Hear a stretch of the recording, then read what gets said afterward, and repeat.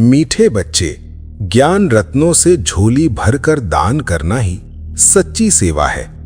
जितना दूसरों को रास्ता बताएंगे उतना ही आशीर्वाद प्राप्त होगा। शिव बाबा पतित पावन और सद्गति दाता हैं, जो स्वर्ग की राजाई देते हैं। बाप की याद में रहने से आत्मा शीतल और शक्तिशाली बनती है। योग में रहने से कांटों से फूल बनते जाते हैं और सतो प्रधान बनते हैं। सच्चा खुशबूदार फूल वो है जो कभी किसी को दुख नहीं देता। क्रोध सबसे बड़ा कांटा है जो अनेक आत्माओं को दुख देता है। संगम युग पर बाप ने बच्चों को कलयुगी कांटों से अलग रखा है। पारलौकिक बाप से अविनाशी वर्षा प्राप्त होता है। विश्व का मालिक बनने के लिए पुरुषार्थ आवश्यक है, केवल कहने से नहीं। जितना बहुतों का कल्याण करेंगे उतना उजूरा और आशीर्वाद मिलेगा। ज्ञान सागर द्वारा मिले रत्नों का दान करने वाले ही सबको प्यारे लगते हैं। बाप की याद से आत्मा में लव, कशिश और शक्ति बढ़ती है। स्वदर्शन चक्रधारी और लाइट हाउस बनना ही बच्चों का धंधा है।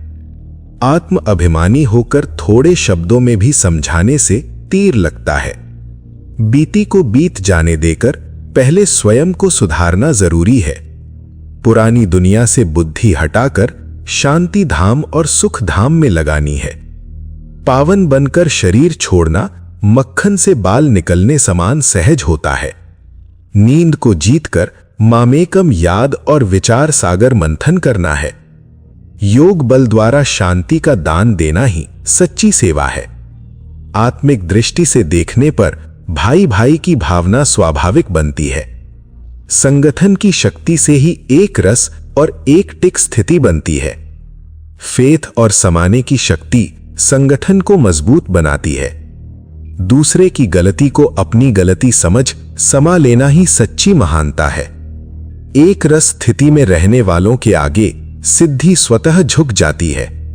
वरदान: व्यक्त में रहते अव्यक्त फरिश्ते रूप का साक्षात्कार कराने वाले, सफेद वस्त्रधारी और सफेद लाइटधारी भव। स्लोगन: सर्व गुणों व सर्व शक्तियों के अधिकारी बनने के लिए आज्ञाकारी बनो।